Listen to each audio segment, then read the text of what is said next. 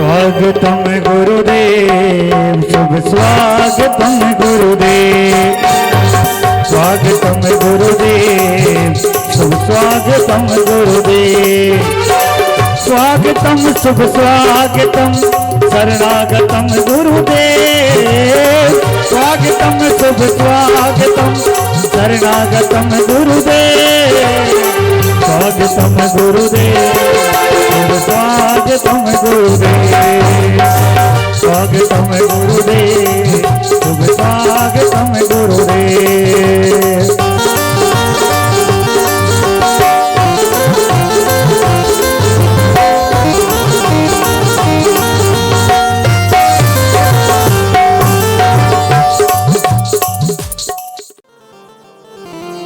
गोपाल मुरलिया वाले नंदलाल मुरलिया वाले रे गोपाल मुरलिया वाले नंदलाल मुरलिया वाले रे गोपाल मुरलिया वाले नंदलाल मुरलिया वाले रे गोपाल मुरलिया वाले नंदलाल मुरलिया वाले रे श्री राधा जीवन नीलमणि गोपाल मुरलिया वाले श्री राधा जीवन नीलमणि नंदलाल मुरलिया वाले गोपाल मुरलिया वाले नंदलाल मुरलिया वाले गोपाल मुरलिया वाले नंदलाल मुरलिया वाले रे श्री राधा जीवन नीलमणि नंदलाल मुरलिया वाले श्री राधा जीवन नीलमणि नंदलाल मुरलिया वाले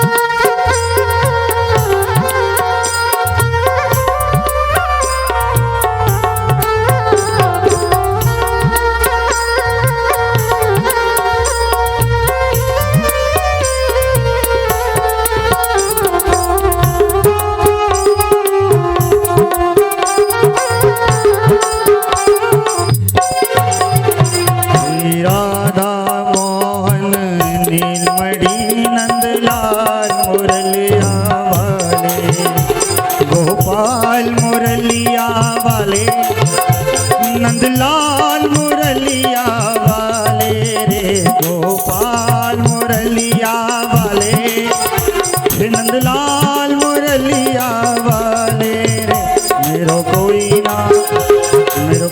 ना सहारा बिन तेरे गोपाल मुरलिया वाले मेरो कोई ना सहारा बिन तेरे गोपाल मुरलिया वाले हे नंदलाल मुरलिया वाले गोपाल मुरलिया वाले नंदलाल मुरलिया। बोलिए वृंदावन बिहारी लाल की जय हो। भगवान अपने भक्तों पर अहोतु की कृपा किसी भी प्रकार से कर सकते हैं और खासकर भगवान श्री कृष्ण के लिए यह कहा गया है शास्त्रों में कि जब ब्रह्म चंचल बनता है, ब्रह्म के मन पर जब चंचलता करने का कभी ख्याल आता है तो वो कृष्ण बन जाता है। ब्रह्म का चंचल स्वरूप ही कृष्ण है। एक कथा आती है कि पूर्व काल पर पुरी पर माधवा दास जी महाराज रहा करते थे। बड़े भगवान के भक्त थे। भगवान के इतने भक्त थे कि भगवान उनके साथ जाके क्रीड़ांगन करने लगते थे, खेल खेलने लगते थे। माधवाचार्य जी धीरे धीरे करके भगवान की भक्ति करते करते समय व्यतीत हुआ और बूढ़े हो गए। अब माधवाचार्य जी जब बूढ़े हो गए, फिर भी उनका नित्य जो पूजन का क्रम था वो वही था जैसा पहले था। पुरी में भगवान जी के यहाँ पर ठाकुर जी के सामने जाएं, भोग लगाएं, जाप करें, वहीं ठाकुर जी के ध्यान पर मग्न हो जाएं, संध्या को चले आएं। एक दिन शाम के समय ठाकुर को कुछ कीड़ा करने का मन में जो है वह युति सूझी, तो उन्होंने माधवाचार्य जी से कहा कि माधवाचार्य जी आप रुक जाना। कहा ठीक है प्रभु, रुक जाएंगे। अब माधवाचार्य जी थोड़े स्थूल काया के थे, थोड़े मोटे थे और ऊपर से वृद्धपन। तो माधवाचार्य जी से कृष्ण ने कहा कि अभी तुम रुकना। कहा कब तक? कहा थोड़ा संध्या वंदन हो जाने दो, पंडा पुजारी को चले जाने दो, उसके बाद में सबसे बाद में तुम जाना। कहा ठीक है। कहा महाराज जब रुके माधवाचार्य तो कृष्ण जी ने पूछा माधवाचार्य जी से, कहा तुम्हें किसी चीज की लत है? माधवाचार्य जी ने कहा नहीं प्रभु, मुझे तो सिर्फ एक ही लत है, भक्ति की। मुझे जो लत लगी है वो सिर्फ भक्ति की लगी है। आपका सुंदर सुंदर जो है स्मरण मैं करता हूँ, आपके भजनों को गाता हूँ, आपकी पूजन करता हूँ, इसके अलावा मुझे कोई लत नहीं। कृष्ण ने कहा लेकिन मेरी लत है। कहा तुम्हें काय की लत है प्रभु? कहा मुझे चोरी की लत है। मैं बचपन में बड़ा चोरी करता था, तो मुझे लत जो है वह चोरी की लगी हुई। और कहा जब से ब्रज छूटा है, द्वारिका छूटी, उड़ीसा में आया पुरी में, जब से मुझे चोरी करने नहीं मिली है। तो माधवाचार्य ने कहा कि मैं क्या करूं महाराज? तो कहा तुम्हें थोड़ा साथ देना पड़ेगा। बोले क्या साथ देना पड़ेगा? बोले तुम सुबह सुबह पंडा पुजारी सुबह मंगला आरती करने आ जाते हैं प्रातः 4 बजे। अच्छा आपको एक बात विदित होनी चाहिए कि सब कहीं मंगल आरती होती है। मंगल आरती जो प्रातः आरती 4 बजे होती है, उसके बाद क्रमबद्धता से पूजन होगी। प्रातः होने के बाद पर प्रातः आरती होती है, उसके बाद ठाकुर जी का भोग लगता है। लेकिन जो पुरी का ठाकुर है वो सबसे पहले भोग लगवाता है।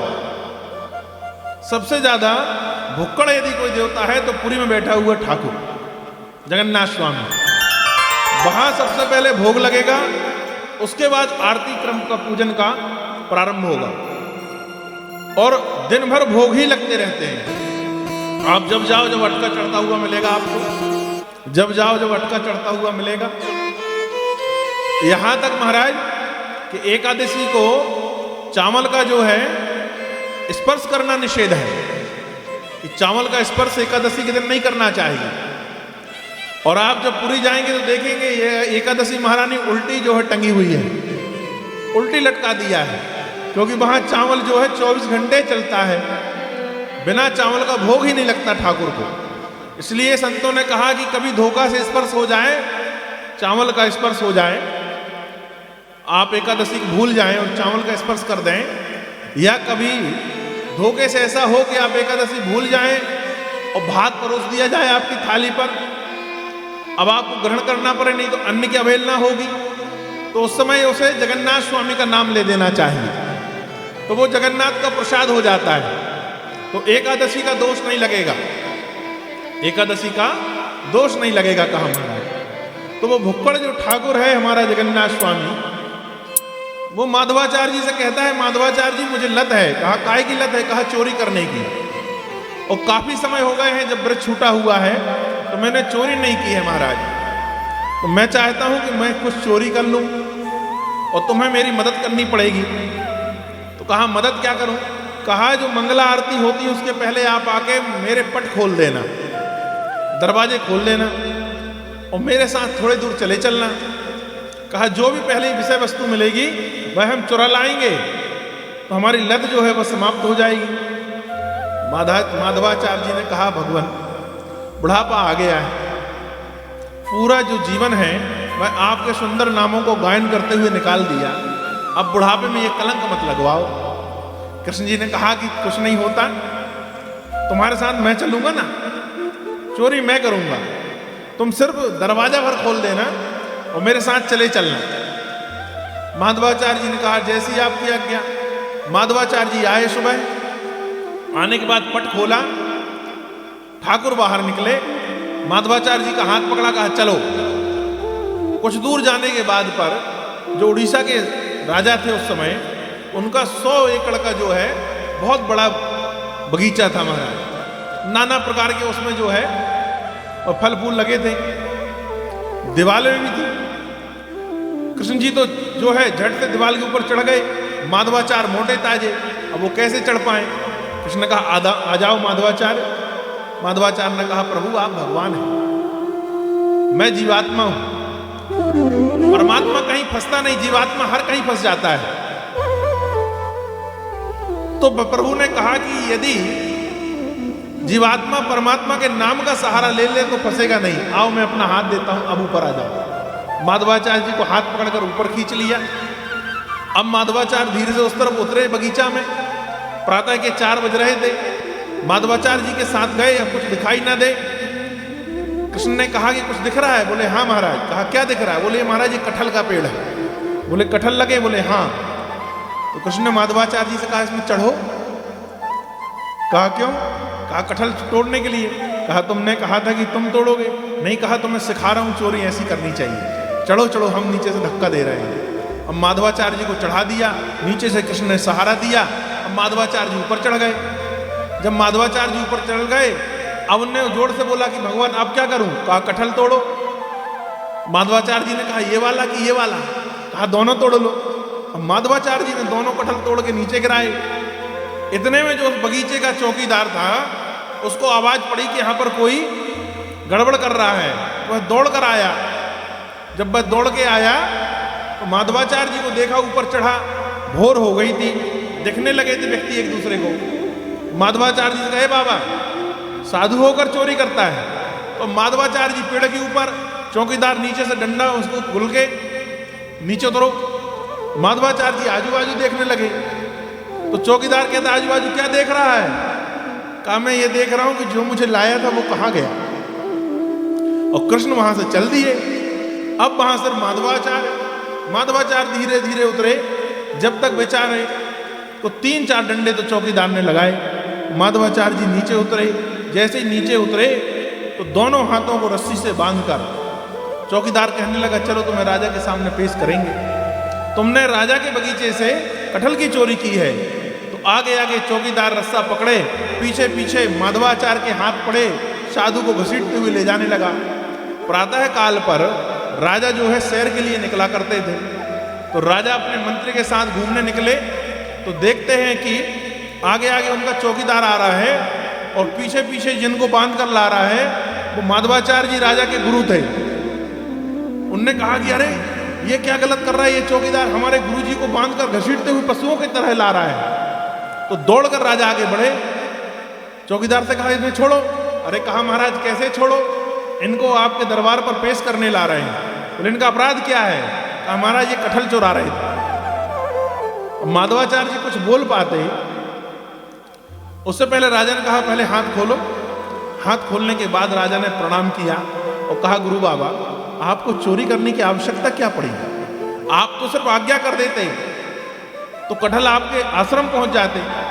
अब माधवाचार्य जी क्या बताएं कि भैया जिनने चोरी कराई वो तो गोल हो गया था, वहां से गायब हो गया था, हमने किसके कारण चोरी की है?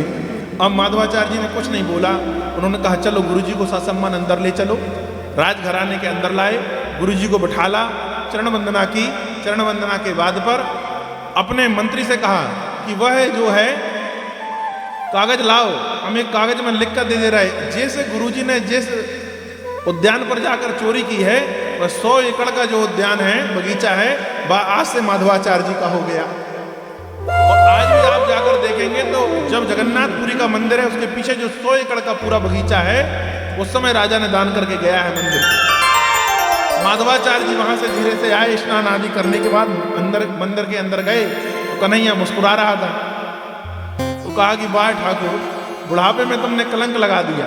कहा कलंक नहीं लगाया, तुम्हारा कलंक मिटाया है। बोले कैसे? बोले तुम्हें एक चोरी करना बता था, और यदि तुम मेरी शरण में नहीं होते तो जेल जाना होता, इसलिए तुम्हारा अपराध भी करा दिया और उसका बोध भी नहीं होने दिया और आपको बचा भी लिया। तो कई बार परमात्मा जो है या संत और गुरु जो हैं देखने में लगता है कि आपके साथ गलत कर रहे हैं, लेकिन यथोचित उसका जो है आशीर्वाद ही स्वरूप में उनकी वाणी मिलती है आपको, या उनका जो कृतकर्म होता है वो आपके भले के लिए ही होता है, ये ध्यान देना चाहिए। आइए अब हम और आप कथा में प्रवेश करें। बोलिए जय श्री कृष्णा। कल की कथा में सौनक आदि ऋषियों को सूत जी महाराज बता रहे थे। अब उन्होंने उस समय पर जो है साप्ताहिक श्रवण विधि भी बतलाई।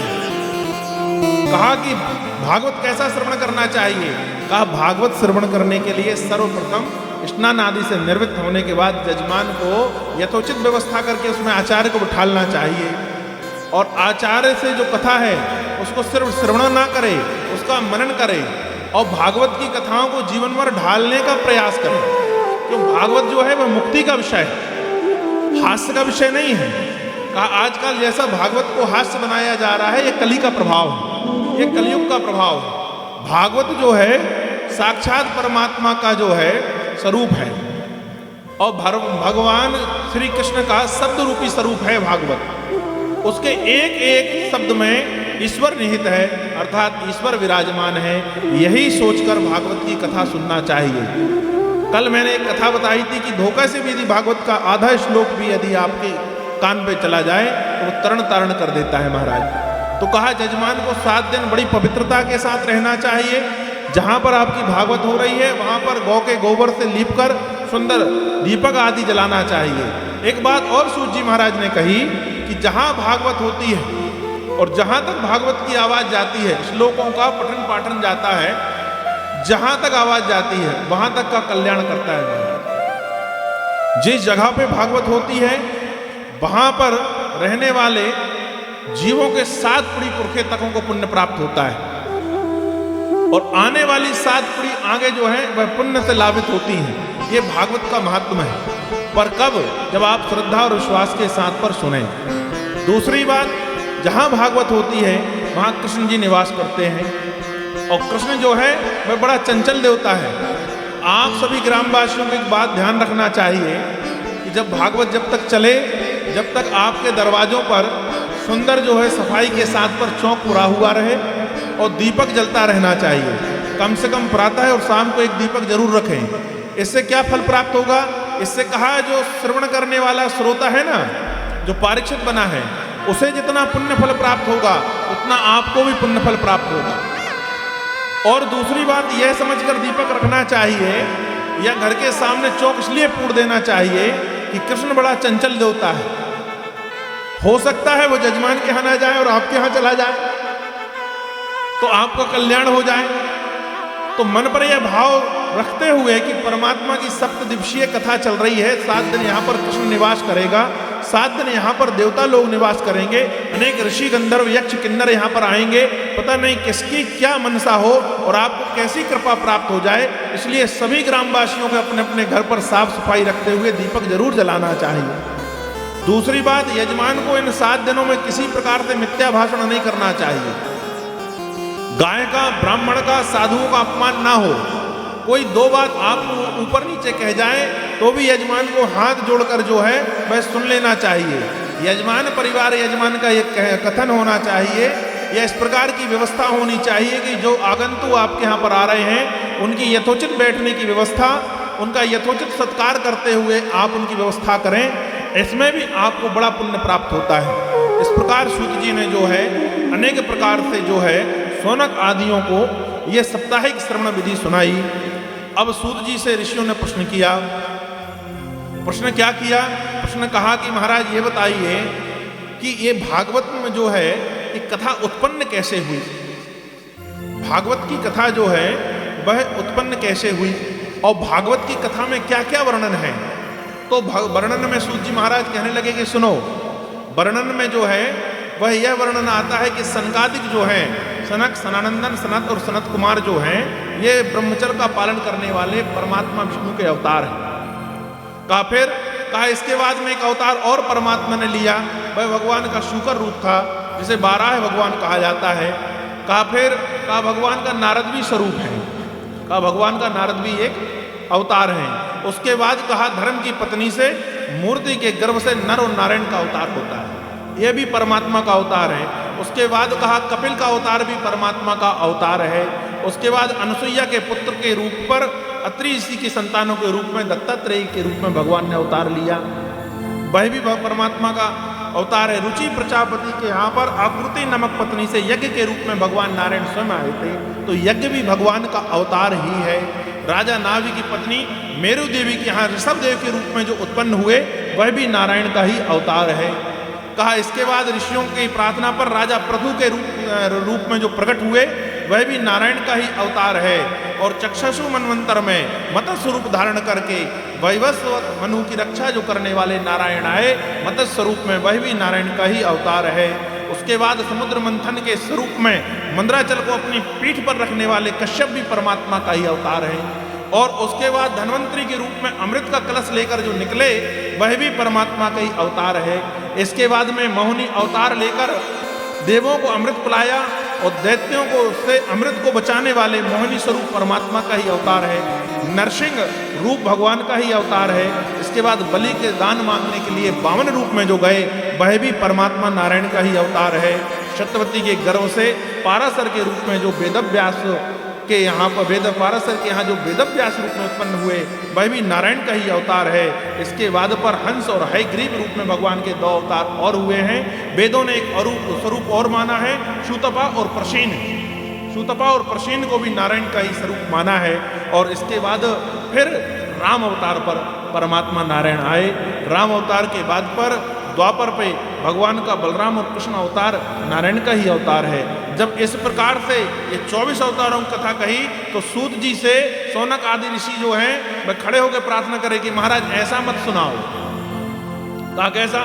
कहा विधिवत एक एक करके सुनाओ नारायण की कथा। जब आप एक एक करके सुनाओगे तो हमें जो है वह समझ में आएगा। कहा ठीक है हम सुनाते हैं। अब सूत जी महाराज कहने लगे कि सुनो, भागवत का जो है वह लेखन कार्य जो है वेदव्यास ने किया है। तो कहा महाराज कैसे किया? तो कहा बताते हैं। एक बार 17 पुराण लिखने के बाद 17 पुराण सारे लिखने के बाद कोई वेदव्यास को जो है आत्मसंतुष्टि नहीं हुई। वेदव्यास परमात्मा को आत्मसंतुष्टि नहीं हुई और वेदव्यास बैठे हुए थे, विचार कर रहे थे। उसी समय वह क्या देखते हैं कि नारद जी का आगमन हो जाता है। नारद जी को आगमन सुनकर वेदव्यास महाराज खड़े हुए और वेदव्यास महाराज ने उनका स्वागत सत्कार किया, चरण वंदना की और चरण वंदना करके बैठा ले। नारद जी ने मुखमंडल पर कुछ चिंताएं देखी और वेदव्यास जी से कहा कि वेदव्यास जी यह बतलाओ कि आप इस समय किस बात से चिंतित हो।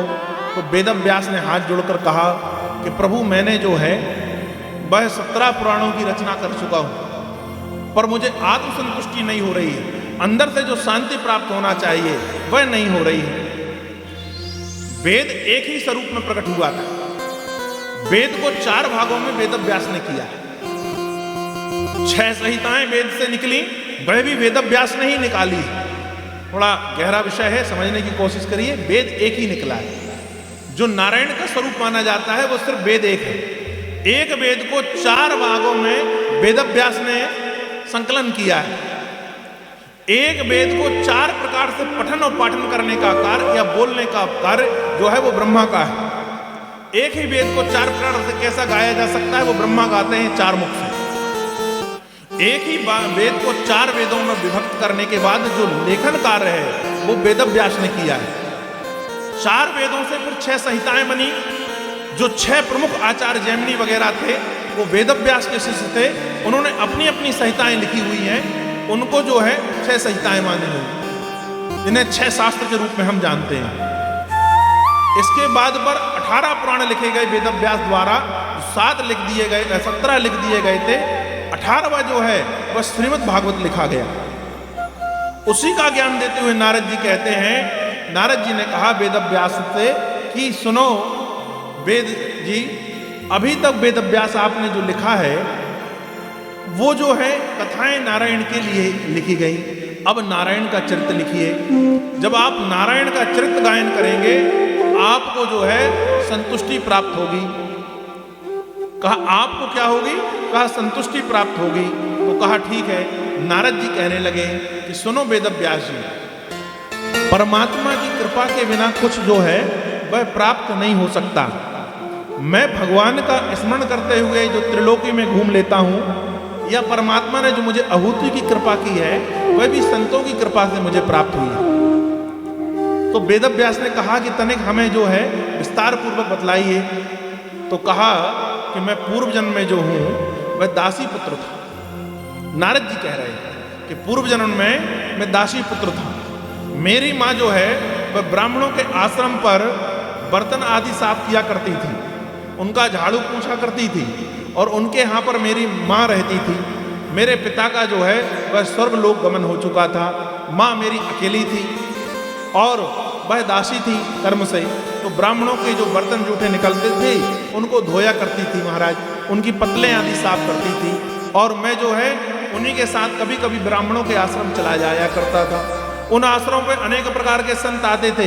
एक दिन भगवान ने कृपा की कि मेरा मन ऐसा हुआ कि संत लोग जो है वो भोजन कर रहे थे। उस समय मैं वहां पहुंच गया, संत लोग वहां पर पहुंच गए, मैं वहां पहुंचा जब भोजन कर रहे थे। जैसे ही भोजन करके उठे, मेरी माँ पत्तल साफ करने जा रही थी।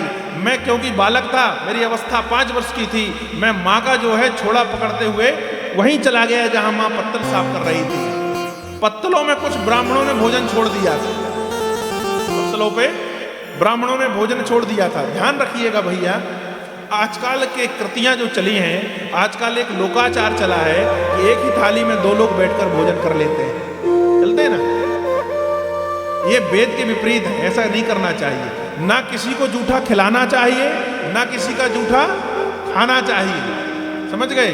और आज की नई जनरेशन तो और पति पत्नी एक ही थाली में खाते हैं, खाते कि नहीं खाते? अरे नौनीलाल भैया हंस रहे हैं, है ना। तो एक ही थाली में खाते हैं और वो बड़ा महादोष है। शास्त्र इसकी जो है सहमति नहीं देता। शास्त्र कहता है पहले पति को जिवाओ, यदि पति का कुछ जूठा बच जाता है तो पत्नी ले सकती है, लेकिन पत्नी का जूठा जो है पति को ग्रहण नहीं करना चाहिए, ठीक है। हमारा जूठा कोई ना खाए, क्यों? पुण्य क्षय होते हैं। आपका जूठा जो खाएगा आपका पुण्य उसके पास जाएगा। हम लोग गुरुओं का जूठा क्यों मांगते हैं? ब्राह्मण संतों की जूठी प्रसादी क्यों मांगते हैं? आचार्य पंडितों का जूठा क्यों मांगते हैं? कि इनने जो अच्छे कर्म किए होंगे, इनने जो तपस्या की होगी, जो दान किया होगा, उसमें से कुछ भाग हमें बिना मेहनत के मिल जाएगा।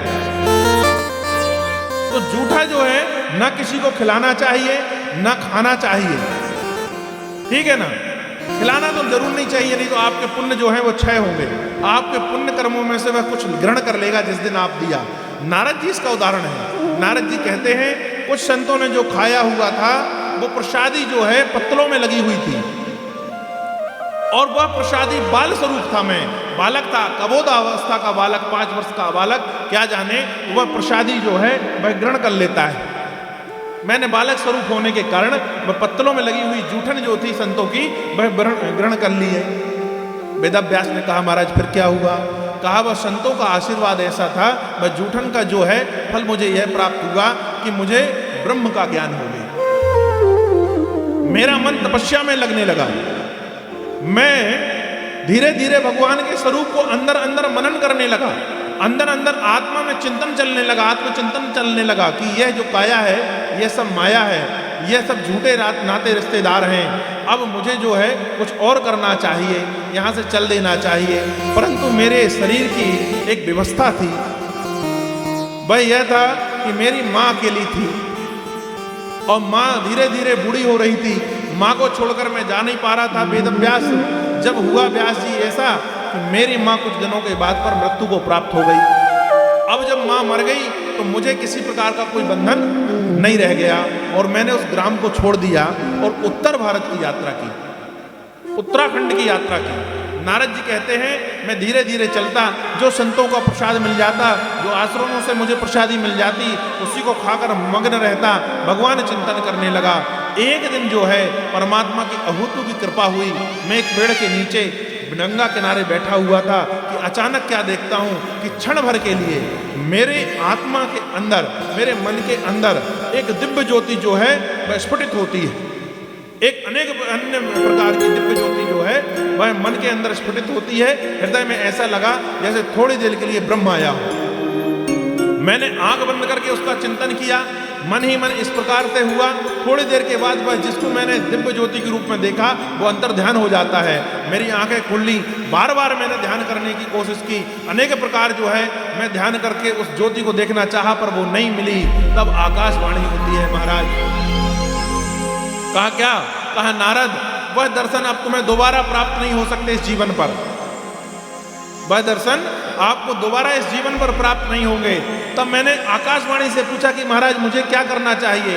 कहा भगवान नाम का सहारा लो और परमात्मा के नाम का स्मरण करते हुए देह त्यागो, अगली देह पर तुम्हें जो है मैं प्राप्त हो जाऊंगा।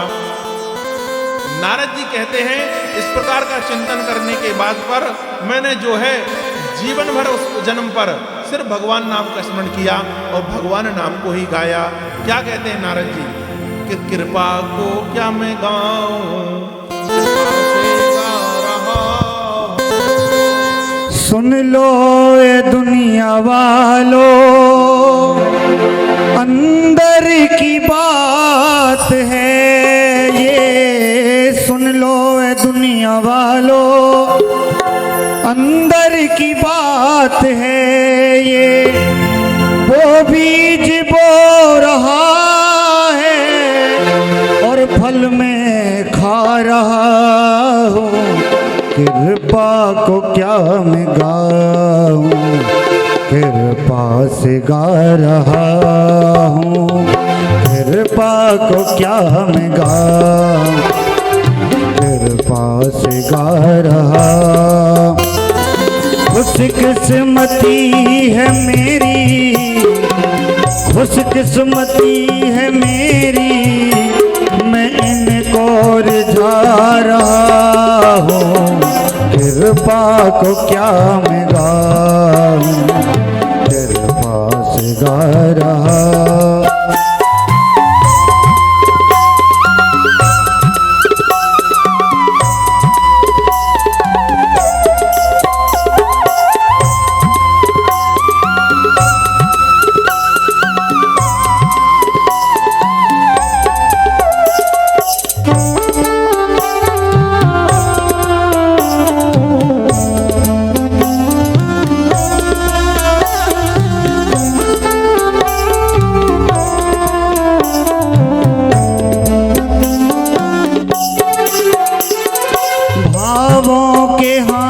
समुंदर में जिसने मुझे तिराया, भावों के समंदर में जिसने मुझे तिराया, उनके दिए भावों से, उनके दिए भावों में उनको डुबा रहा हूँ।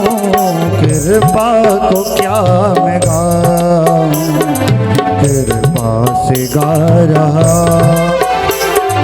कृपा को क्या मैं गाऊं, कृपा से गा रहा।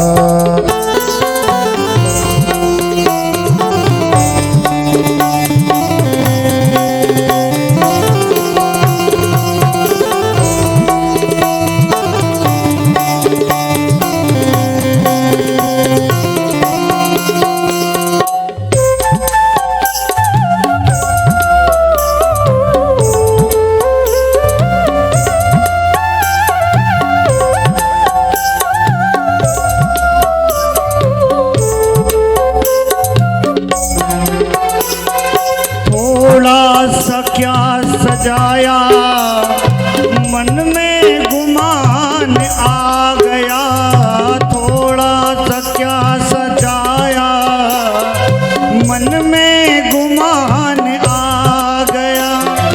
जिसने मुझे सजाया, जिसने मुझे सजाया, उनको सजा रहा हूँ। कृपा को क्या मैं गाऊं, कृपा से गा रहा।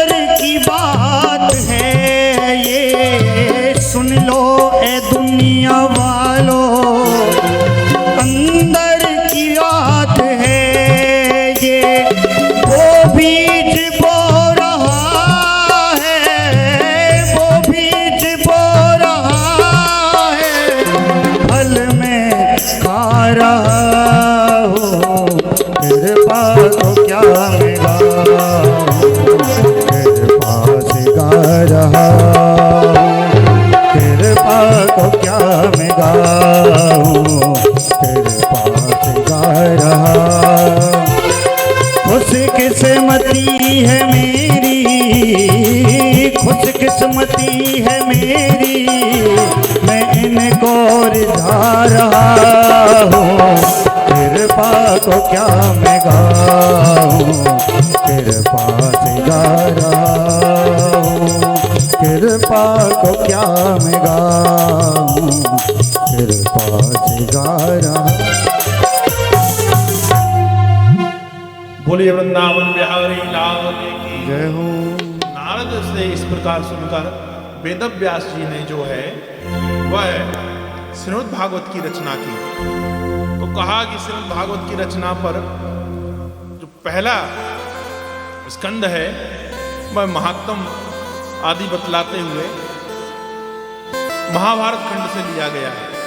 कथा आती है महाभारत काल का अंतिम जो है वह समय चल रहा था। वेदव्यास जी महाराज कह रहे हैं कि अंतिम समय पर हुआ ये कि कृतवर्मा, कृपाचार्य और अश्वत्थामा शेष रह गए महाभारत में। दुर्योधन ने देखा कि सारी सेनाएं अब मेरी जो है परास्त हो गई हैं। रात्रि का काल था, दुर्योधन जो है रण छोड़कर भाग जाता है। दुर्योधन रण छोड़कर भाग जाता है। भाग कैसे जाता है? कहा महाराज जब शाल्य मारे गए, शाल्य लास्ट सेनापति थे और शाल्य के वध होने के बाद पर दुर्योधन ने रात्रि में सोचा कि यदि मैं रहा हूं तो कल मेरा वध हो जाएगा। और वध होने के बाद पर जो है युद्ध समाप्त माना जाता है। युद्ध समाप्त दो ही स्थिति में माना जाता है, या तो सामने वाला राजा जो है परास्त स्वीकार कर ले, या फिर सामने वाले राजा का वध हो जाए। जब तक सामने वाला राजा युद्ध में परास्त नहीं हो जाता तब तक जो है वह युद्ध में आप अपने आप को विजय घोषित नहीं कर सकते। तो दुर्योधन वहां से भाग जाता है। और दुर्योधन जब भागने लगा तो एक द्वारपाल मिला। कहा महाराज कहाँ जा रहे हो? कहा मैं रण छोड़कर जाना चाह रहा हूं। कहा गंधारी ने बुलाया। तो गंधारी ने बुलाया तो गंधारी ने यह कहा कि अब मेरे 100 पुत्रों में तुम ही वर बचे हो और मैं नहीं चाहती कि तेरा वध भी हो जाए, मेरी कोख जो है वह खाली हो जाए।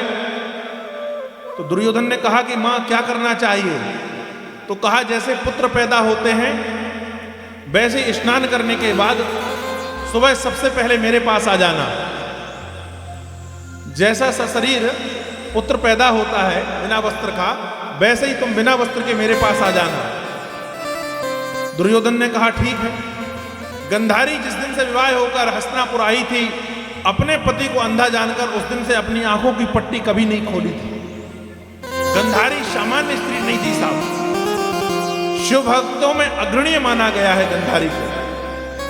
और उसकी शिव भक्ति के कारण आंखों में इतना तेज था कि वो जिसे चाहे जला दे और जिसे चाहे वह अमृत तो दान कर सकती थी। तो गंधारी ने कहा कि कल सुबह स्नान करके मेरे पास आ जाना। दुर्योधन ने माता की आज्ञा माना। स्नान आदि करने के बाद बिना वस्त्र का जाने लगा। भगवान कृष्ण समझ गए कि यदि ऐसा चला गया ये और गंधारी आंखों की पट्टी खोलकर इसको देख देगी तो इसे जहां जहां देखेगी, जहां जहां नजर पड़ेगी, नजर का जो तेज है वह तेज के कारण इसका जो शरीर है वो वज्र का बन जाएगा और फिर इसे मारना असंभव हो जाएगा। तो भगवान श्री कृष्ण जो है अपने तंबुओं से निकलकर रास्ते पर जाकर खड़े हो जाते हैं। बिना वस्त्र का दुर्योधन चला जा रहा है। भगवान श्री कृष्ण जो है तिनका करते हुए मुस्कुराते हुए दुर्योधन से कहते हैं भैया प्रणाम। दुर्योधन ने कहा प्रणाम।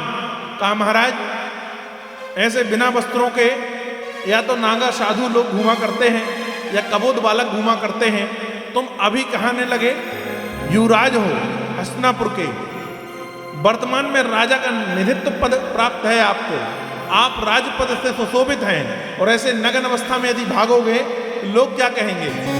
कहा मैं भाग नहीं रहा हूं केशव। कहा कहाँ जा रहे हो। कहा माता के पास जा रहा हूं। कहा कुछ तो शर्म करो, अरे अब तुम बूढ़े हो गए हो, तुम युवा हो और माँ के पास जाओगे ऐसा नग्न शरीर लेकर तो क्या तुम्हें शोभा देगा। वह क्या करूँ। कहा कम से कम लंगोटी लगा लो। तो कहा यहाँ वस्त्र कहाँ से पाऊं। कहा केला का पत्ता लपेट लो। तो केशव के कहने पर, कृष्ण के कहने पर दुर्योधन ने केले के पत्ते की लंगोटी लगा ली महाराज और माँ के पास गया। माँ से कहा माँ प्रणाम, मैं आ गया, जैसा आपने बुलाया था वैसे ही आ गया। गंधारी ने अपने जो है नेत्रों की पट्टी खोली और नेत्रों की जब पट्टी खोली और दुर्योधन को देखा तो नेत्रों से जो तेज निकला महाराज, वह पूरे शरीर को, दुर्योधन से कहा कि अब पीछे तरफ हो जाओ, तो पीछे तरफ घूम गया दुर्योधन, तो पूरे शरीर को वज्र कर गया महाराज, लोहे जैसा कठोर शरीर हो गया दुर्योधन। जब आंखों का तेज समाप्त हुआ, मां की नजर पड़ी। कहा दुर्योधन तूने ये क्या किया। पुत्र मैंने कहा था जैसा बालक कबोध अवस्था का होता है, मां की गोद में खोए खेलता है, वैसा तू आना, तूने ये लंगोट क्यों लगा ली। कहा मां मैं तेरे सामने नग्न आता, मुझे जो लज्जा आती है। कहा पुत्र जहां पर लंगोट लगी रही उतनी जगह जो है जंघों से लेकर कमर के मध्य का भाग जो है वह तेरा कठोर नहीं हो पाया है, वज्र का नहीं हो पाया है, तेरी मृत्यु इसी जगह पर वार करने से होगी। तू जब भी युद्ध करना ध्यान रखना कोई कमर के नीचे जंघों में तेरे वार ना करे। कहा ठीक है मां, मैं इसको याद रखूंगा। अब दुर्योधन वहां से चला। दुर्योधन समुद्र के तालाब के पास जाकर दुर्योधन जो है वह स्थूल करने की विद्या जानता था, तो जल के अंदर प्रवेश कर गया, जल के अंदर छुप गया। यहां पांडवों को पता चला कि आज युद्ध में दुर्योधन की सेना नहीं आ रही है, तो कहा कि भैया जब तक दुर्योधन नहीं मिलेगा, जब तक दुर्योधन का वध नहीं हो जाता या दुर्योधन हार स्वीकार नहीं कर लेता, तब तक हम विजय श्री प्राप्त नहीं कर पाएंगे, ऐसा दुष्टन ने कहा। तो रथ लेकर जो है वह अनुचर जो है निकले दुर्योधन को ढूंढने। किसी गुप्तचर ने कहा कि दुर्योधन जो है एक तालाब के अंदर जो है जल समाधि लेकर बैठा है। अब पांचों पांडवा भगवान श्री कृष्ण के साथ सेना के साथ वहां पहुंचे। दुर्योधन को ललकारा कि दुर्योधन युद्ध करो, तुम युद्ध के समय क्यों भाग गए। अनेक प्रकार की बातें कही कि तुम रणछोड़ हो, तुम कायर हो, फलाने हो, ये वो सब, कि दुर्योधन को क्रोध आए और वो बाहर आ जाए। हुआ भी यही कि दुर्योधन जो है क्रोध के वशीभूत होकर जल से बाहर आ जाता है। अब दुष्टन ने जो है कहा कि प्रिय अनुज दुर्योधन, हम 5 हैं और तुम अकेले बचे हुए हो, हम 5 मिलकर तुमसे युद्ध करें ये न्याय संगत नहीं होगा, इसलिए तुमसे हम ये कहते हैं कि हम 5 में से जिसका वध जो तुम अपने लायक समझते हो और जिसके साथ युद्ध करना चाहते हो उसको चुन लो। दुर्योधन ने कहा कि ठीक है, मैं गदा युद्ध में निपुण हूं और तुम 5 में गदा युद्ध सिर्फ भीम जानता है, तो मैं भीम के साथ युद्ध करूंगा। भीम के साथ युद्ध हुआ। आप सब जानते हैं कृष्ण के कहने पर भीम ने जो है युद्ध के नियम के विपरीत जाकर जंघा पर गदा का वार किया और जंघा को तोड़ दिया महाराज। और जंघा को तोड़ने के बाद पर दुर्योधन को असहाय छोड़ दिया गया। मृत अवस्था को प्राप्त होते ही दुर्योधन जो है कि कुछ क्षणों के बाद इसकी मृत्यु हो जाएगी, ऐसी अवस्था करके जब भीम ने छोड़ा और वहां से 5 पांडव चले गए। अभी प्राण निकले ही नहीं थे, संध्या काल होने लगा। दर्द से तड़पते हुए दुर्योधन के पास उस समय कोई नहीं है। ध्यान रखिए, जब आप पाप कर्म में लीन होते हैं तो अंतवागत्वा आपके स्त्री का नष्ट होना तय होता है। आप कितने भी स्त्रीवान हो, यदि आप पापी हैं तो ये मानकर चलिए कि आप स्त्री से विहीन हो ही जाएंगे। इसलिए हमें विशेष करके अपने कर्मों पर जो है ध्यान देना चाहिए। आज जिसके सर के ऊपर सोने का छत्र लेकर लोग चलते थे, दुर्योधन के हाथ में 28 लक्ष्मी के चक्र थे महाराज। 28 लक्ष्मी के चक्र दुर्योधन के हाथ पर थे। युधिष्ठिर ने जब यज्ञ किया था तो भगवान श्री कृष्ण ने पांडवों से कहा था कि दुर्योधन को दान देने का काम लगाना। जब इंद्रप्रस्थ बना था तो इंद्रप्रस्थ में जब यज्ञ किया था तो जो खजाने से उठा के ब्राह्मणों को, संतों को, आगंतुकों को जो दान देने का काम है वह दुर्योधन को दिलाया गया था। क्यों दिलाया गया था? इसलिए दिलाया गया था कि दुर्योधन दान करेगा कि अधिकतम अधिक दान किया जाए। पांडव जहां 5 रुपए देंगे, दुर्योधन 11 रुपए देंगे, ये समझ के दान करेगा कि ये शत्रुओं का खजाना है, खाली हो जाए। और कृष्ण जानते थे कि जब दुर्योधन खजाने में हाथ लगाएगा तो इसके हाथों में लक्ष्मी के 28 चक्र हैं, 28 गुना धन बढ़ जाएगा। जब खजाने में हाथ लगाएगा तो 1 रुपए 28 रुपए हो जाएगा। तो 28 चक्र हाथ में होते हुए भी आज जब जो है पाप कर्मों में लीन हुआ, तो जब पड़ा हुआ है मृत्यु की राह देख रहा है, तो दुर्योधन के पास कोई नहीं है। रात्रि का पहला पहर चालू होता है, उसका मित्र जो है छिपते छिपाते अश्वत्थामा उसके पास पहुंचता है और उसको गर्दन को अपने सिर पर, अपनी गोद पर रखकर कहता है कि हाँ मित्र, तुम्हारी यह गति मुझसे देखी नहीं जा सकती। सेनाएं नष्ट हो चुकी हैं, मैं और कृपाचार्य, कृतवर्मा तीनों बचे हुए हैं, हमारे लिए क्या आज्ञा है? ये बताओ कि अंतवा गत्वा इस समय पर तुम क्या चाहते हो, मैं तुम्हारे लिए क्या कर सकता हूं? तो दुर्योधन ने कहा कि महाराज, मेरे लिए यदि कुछ कर सकते हो तो अश्वत्थामा में पांडवों के कटे हुए सर देखना चाहता हूं। मैं पांडवों के कटे हुए सर देखना चाहता हूं। परमात्मा भी नियति को नहीं बदल सकता, ध्यान रखना। नियति में जो लिखा है, परमात्मा की भक्ति उसे भोगने की क्षमता आपको दे सकती है, पर नियति ने जो विधान लिख दिया है वह आपको भोगना ही पड़ेगा। साथ में कृष्ण है, पांडव लोगों के यहां पर आज दुर्योधन मृत्यु को प्राप्त होने वाला है। यह यश जो है वह मनाते हुए, उत्सव मनाते हुए विजय का जो है, 5 पांडव बैठे हुए हैं अपने शिविरों पर। तो भगवान ने कहा कि आज अपने शिविर पर आप जो है वह ना सोएं। बोले क्यों? कहा आपने विजय श्री प्राप्त की है तो शत्रु के शिविर को जो है ग्रहण करना चाहिए। और कृष्ण यहां पर जो है शिविर बदलवा देते हैं। थोड़ी रात बीती, द्रौपदी से मिलने उसके 5 पुत्र आए। अर्जुन से जो उत्पन्न हुआ था वह पुत्र, युधिष्ठिर से जो उत्पन्न हुआ था वह पुत्र, नकुल से जो उत्पन्न हुआ था वह पुत्र, सहदेव और भीम से उत्पन्न हुए थे वह पुत्र। उन्होंने कहा पिताश्री अपने अपने शिविरों पर नहीं है, माँ हम जाके सो जाएं उनके शिविर पर। कहा सो जाओ। तो 5 पुत्र जो हैं 5 पांडवों के शिविरों पर जाकर लेट जाते हैं, सो जाते हैं। यहां पर अपने मित्र को दिया हुआ वचन, दुर्योधन को दिया हुआ वचन अश्वत्थामा निभाने आता है और 5 पांडवों के शिविरों पर 5 पांडवों को सोया हुआ समझकर उनको जो है अपने तीर से विदीर्ण कर देता है।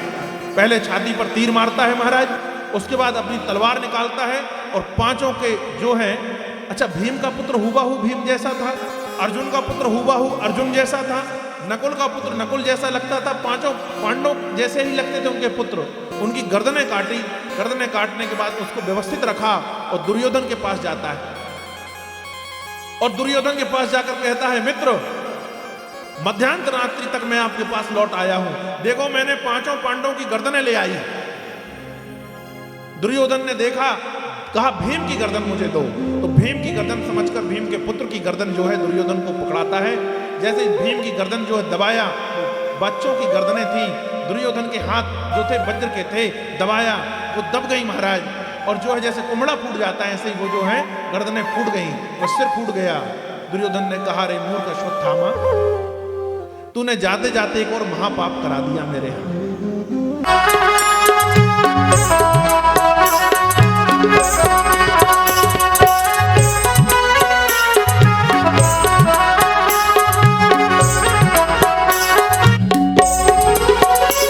ज्ञानी तुम में तन में है, ध्यानी भी तुम में ले है। ज्ञानी तुम में तन में है, ध्यानी भी तुम में ले है। ध्यानी भी तुम में ले है। हम अज्ञानी चंचल चित, हम अज्ञानी चंचल चित, निस्तार करो तो जाने। प्रभु हम भी शरणागत हैं, स्वीकार करो तो जाने। प्रभु हम भी शरणागत हैं, स्वीकार करो तो जाने।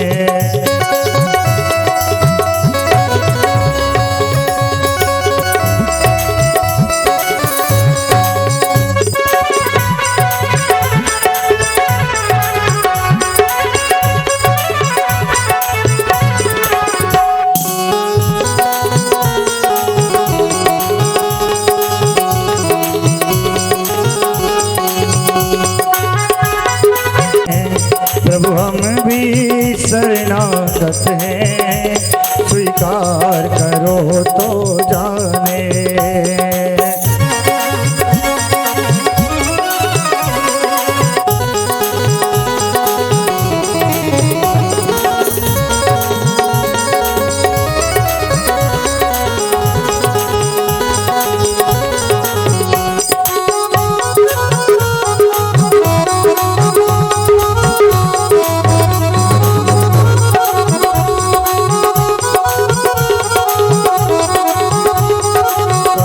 करो तो जाने।